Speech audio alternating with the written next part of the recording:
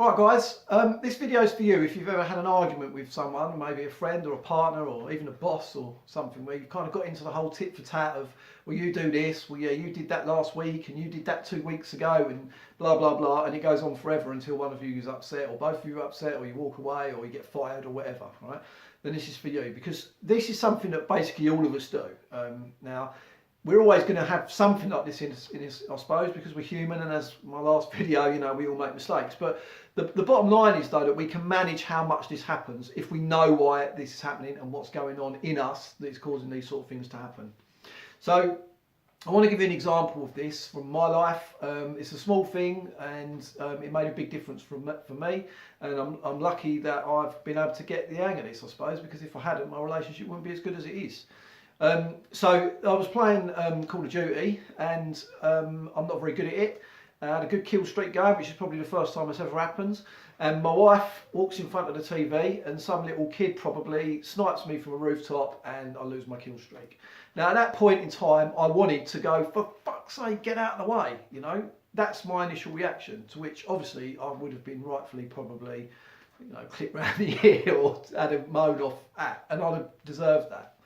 Now the thing is, though, that what I've kind of learned is that that's my stuff, all right? That's my stuff that I'm then putting onto someone else. That's my stuff that I'm putting onto Bex. And I needed to find a way of managing that. So now, rather than that, I mean, I don't really play Call of Duty anymore, but if that happens now, what I sort of think is, look, you know, I'm lucky she's there. I'm lucky she's there to get in the way. Yeah, I could be a 41-year-old guy, single, playing Call of Duty all day, but would I be happy? No, I wouldn't. I wouldn't be happy.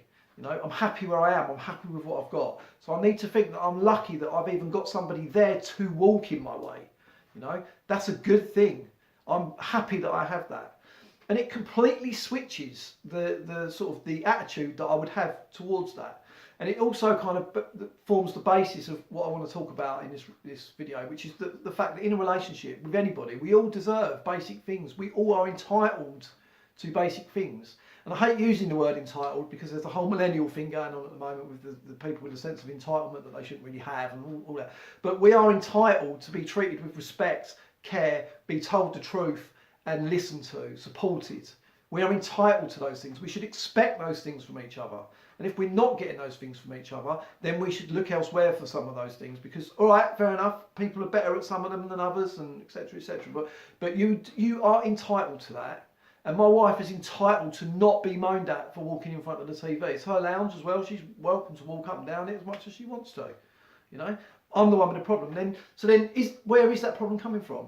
Like, it's not really in the here and now. That was a 1 second thing. How important is it that I had that kill streak going? You know, not really. I mean, all right, my online ego might have been boosted a little bit if I've got a 25 kill streak, because I know all the other people on the leaderboard would have looked at the guy at the top and gone, oh yeah, he smashed it. But I don't even know who they are. They're probably in another country. So where's that coming from? And that's as I say, that's the basis of this video, because that is coming from something that in the field is called stamps. All right, we save stamps. We don't talk about things as they come up. We don't share our feelings. You know, there's a reason that, as in my video about the media stuff, social media stuff, you know, there's a reason that suicide, self-harm, anxiety, depression, they're all on the rise. They're not going down, they're on the rise, because social media is stopping us from talking to each other as much. We send a text rather than pick up the phone. We send an email rather than calling, you know. So we're not talking as much. So therefore, we're saving more stamps. Now, I think for some people, depression comes from saving up too many stamps. I'm unhappy about this. Oh well, I'm unhappy about that. Oh well, that's not working for me. Oh well, and everything gets brushed under the little carpet until it all bogs us down. And for some of us, not for all, because none of this is a black and white thing, but for many of us, we get anxious, we get depressed, we get stressed, we get angry because we've saved things up. And then we get into that argument with our partner where, well, yeah, you did that last week. Well, you did that as well. Blah, blah, blah, until we don't know what's going on. The original point that we were making is lost because we haven't come at it from the right angle. And that's why it ends up being an argument, because the other person feels attacked, so they want to defend themselves. Sometimes the best form of defence is attack, so they throw one back. The negatives keep going boing, boing, boing until someone can't take anymore. Usually by then, somebody ends up being very hurt. I see it with the kids in the schools where they save up these little stamps towards teachers. She done that to me last week. She told me off when my mate was doing the same thing. That's annoyed me. Then the week after that, she's had a go at me for not doing well enough in class when I did better than my mate did, blah, blah, blah. Then eventually they throw all that at the teacher. Then they end up with a detention. The teacher's fine. A bit annoyed maybe, feathers ruffled, but the kid is the one that ends up with the detention.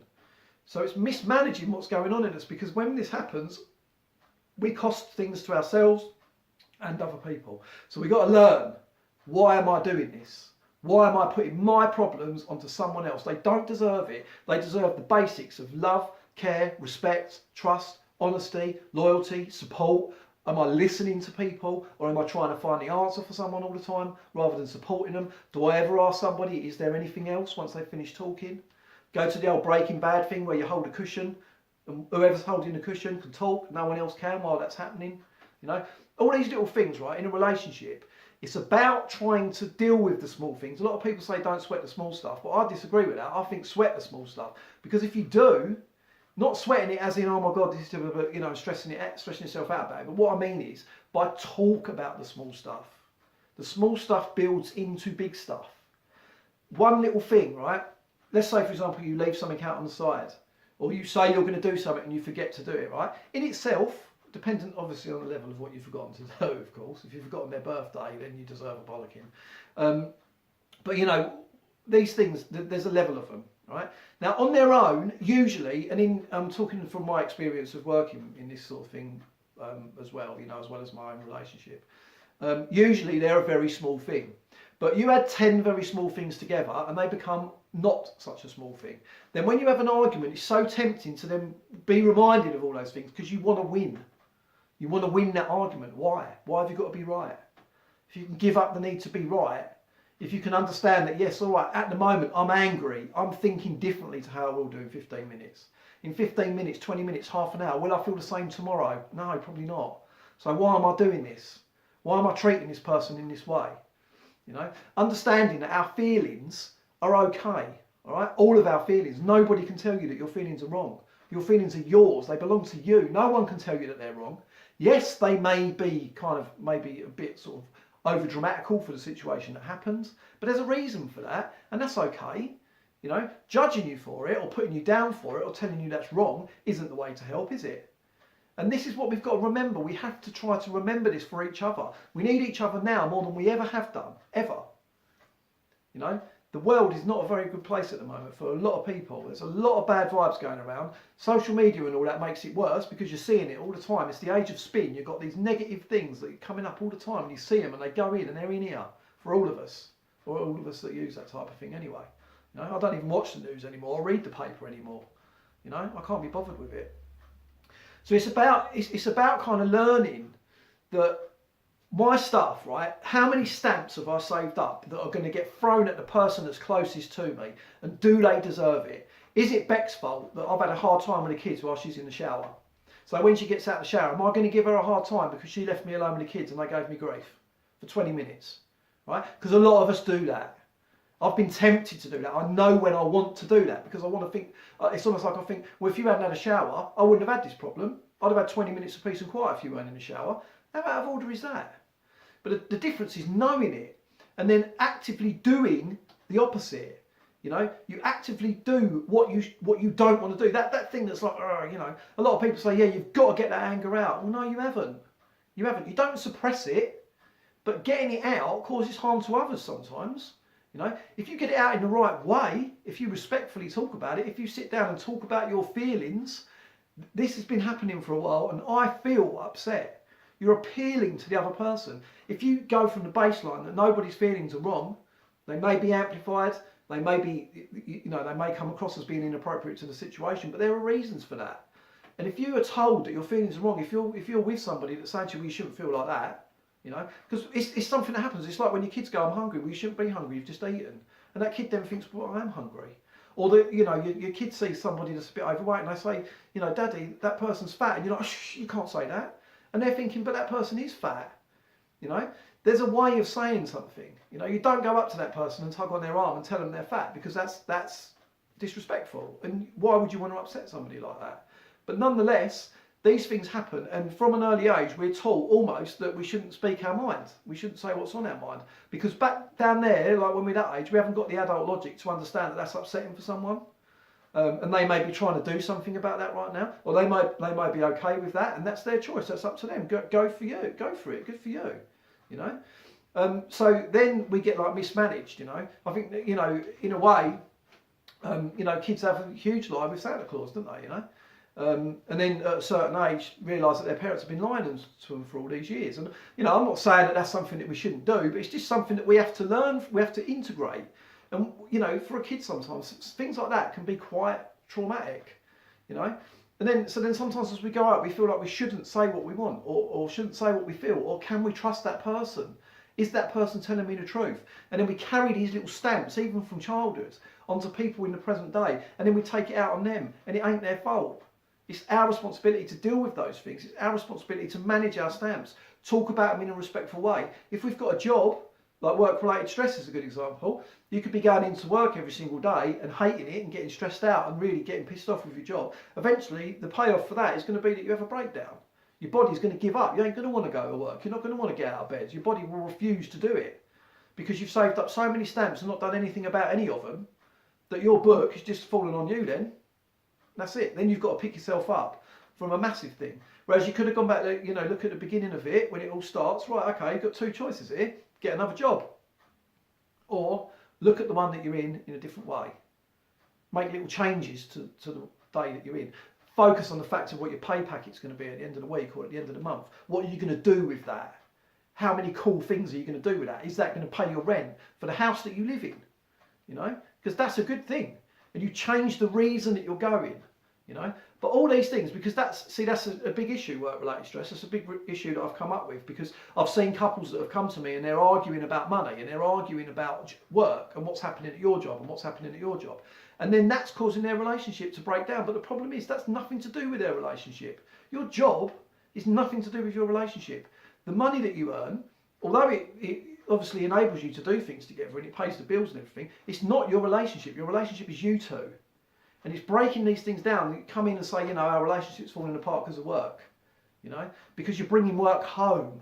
You're saving up stamps during the day and then you're bringing them home and then you're cashing them out on your partner when you get home. You're not leaving them at the door. You know, when I do counselling, for example, let's say I've had a manic morning indoors and I'm quite stressed, you know, and I come out because I work in sort of the studio in my garden, converted my garage into a studio, you know. I come out, I've kind of got this visualisation I use where I've got this sort of like coat, if you like, and it's got all the stuff that's been happening in my outside life, and I hang it on the door when I come in outside, and it stays outside of this room, because when I'm working with someone, I have to be present for that person, because I respect that person. I'm emotionally invested in what happens with that person, and I'm there to solely listen to them, because they're paying me for my time. And that's what I do. And then when I come out, I'll put the coat, pick the coat back up, put it back on again, and then I can deal with the things that are going on indoors. They're separate. They have to be separate.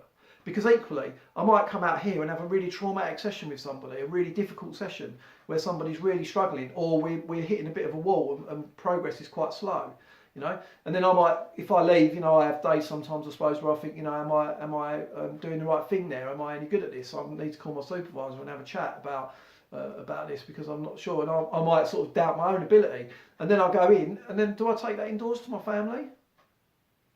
You know, do you take that indoors to your family? And that's what I'm saying. It's about learning how to do that. It's about learning how to respect, trust, and be kind to your fellow person. Look at the videos I talked about with oxytocin, where that's released when you do a kind act. You know, think a little bit more about that. You know, you get angry with your partner, or your partner tells you that they feel something, and you start telling them, no, you know, you dismiss them. You know, that's not going to produce oxytocin. That's going to produce something different, something more harmful, something that's going to stop you from concentrating. You know, you need to be looking at what you can do to enhance your relationships, not destroy them. All right. So anyway, I'm going to stop because I've gone on way too long here. All right. So yeah, I'll see you next time. Take it easy. Spread love, guys.